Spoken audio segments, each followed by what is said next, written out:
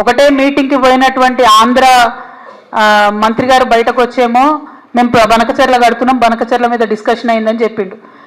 Press information bureau కేంద్ర ప్రభుత్వ సంస్థ ఇచ్చినటువంటి ప్రెస్ రిపోర్ట్లో కూడా దాంట్లో కూడా బనకచర్ల మీద డిస్కషన్ అయింది, ఆఫీసర్స్ కమిటీలో ఉంటుందని చెప్తున్నారు. ఇక ముఖ్యమంత్రి గారు బయటకు వచ్చేమో డిస్కషన్ కాలే అంటుండు. మన తెలంగాణ ముఖ్యమంత్రి అబద్ధం ఆడుతున్నాడని తేట తెల్లం అయిపోయింది ఇలా ప్రజల ముందట. అందుకే బలంగా చెప్తా ఉన్నాం, ఆయన రాజీనామా చేయాలి, ఆయన పదవిలో కొనసాగేటటువంటి అర్హతనే లేదు.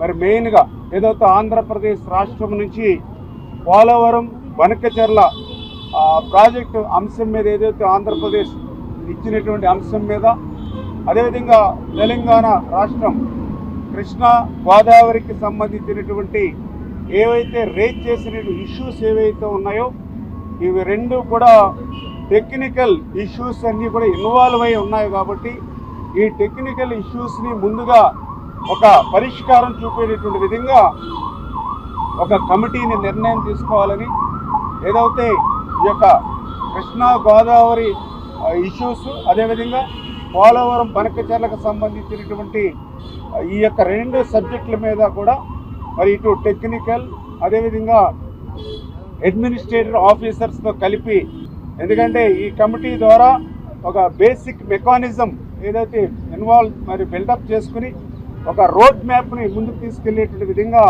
ఈ యొక్క టెక్నికల్ అదేవిధంగా అడ్మినిస్ట్రేషన్ ఆఫీసర్స్తో కలిపేసేటువంటి కమిటీ కూడా పెద్ద కాలయాపన లేకుండా రేపు మండే లోపుగానే ఈ కమిటీని కూడా ఏర్పాటు చేసుకుని ముందుకెళ్లాలని చెప్పేసి కూడా నిర్ణయం తీసుకోవడం జరిగింది. వాళ్ళు బనకచర్ల గోదావరి బనకచర్ల వాళ్ళు కడతామని అడిగితే కదా మేము ఆపమని చెప్పడానికి. ఎజెండాలో వాళ్ళు కడతామన్న ప్రతిపాదననే చర్చకు రానప్పుడు ఆపమనే చర్చనే రాదు.